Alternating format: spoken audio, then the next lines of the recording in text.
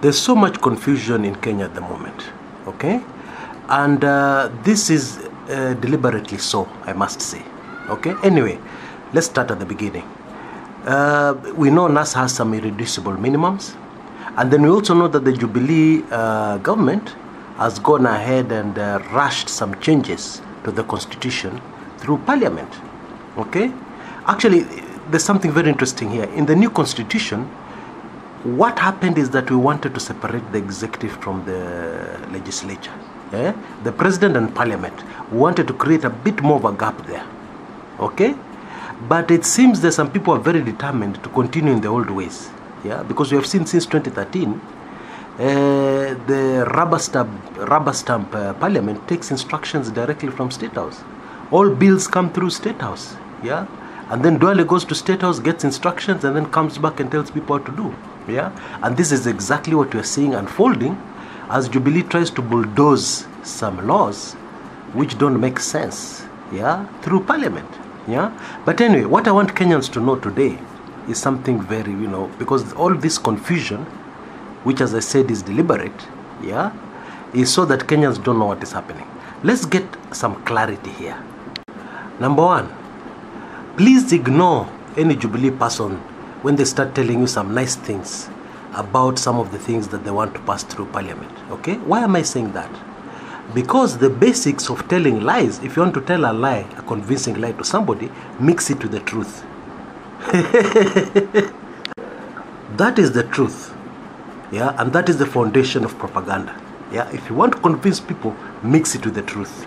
Mix your lie, your deadly lie, with the truth. So what is happening here? There's some changes to those laws that ring like they are good, they ring true, So those are the changes these people are focusing on when they talk in public, and then they downplay the really dangerous cards which are under the table, okay? So be very careful when you hear a Jubilee person talking, okay? This is from me. Now I just want to dwell on this thing about manual transmission, okay? Now, that word manual transmission is deliberate, because when you're told manual transmission, you assume that there's a way of manually transmitting the results from a polling station in Elwak to Nairobi.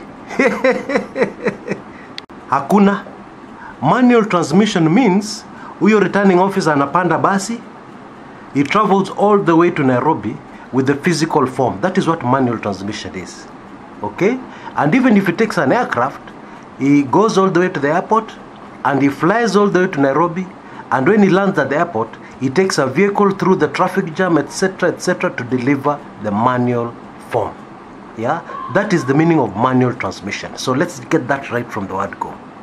Number two, this thing has a history. In fact, it has a terrible history. Ikitu ya manual transmission, it has got a terrible history. In fact, its history is very, very bloody. Damu imemwagika kwa sababu ya manual transmission. And then Jubilee are going with a straight face and telling Kenyans where there's manual transmission, there's a problem between manual transmission and electronic transmission, manual transmission rules. What? Now, of course, the Jubilee government of lies and propaganda is heavily depending on the fact that Kenyans will not remember. Okay, but let me give you a quick reminder. In 2007, 2008 actually, after the very bloody election, post-election violence, which came as a result of the fact that the results were rigged, massively rigged. There was massive fraud against the Kenyan people, which rigged Kibaki back in, yes.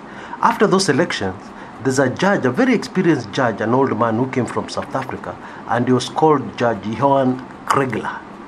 Now, Kriegler advised, in his report to the Kenyan government, you guys, as soon as possible, get an electronic transmission system.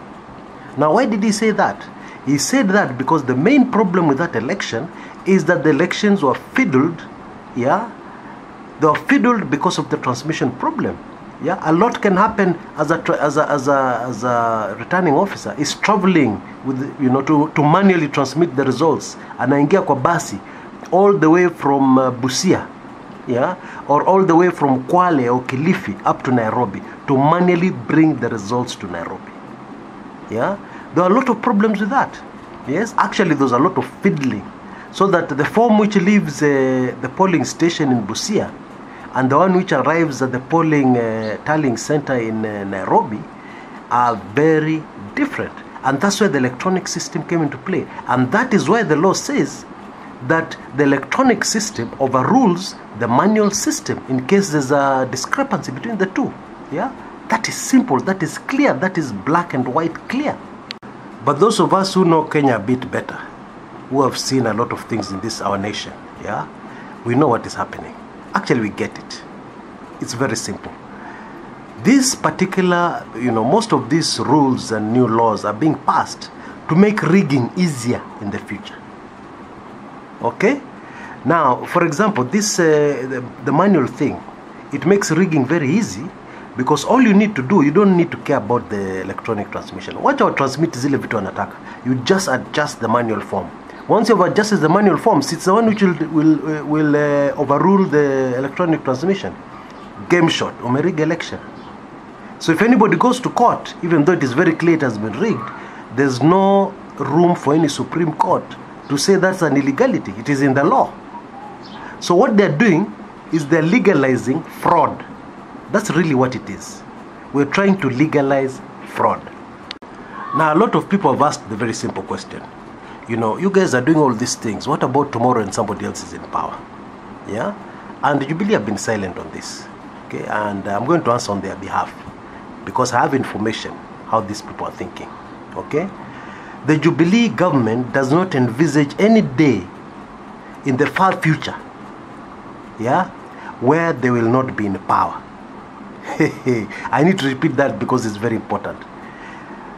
Those in Jubilee do not foresee a situation where they'll be out of power ever in Kenya. It's as simple as that.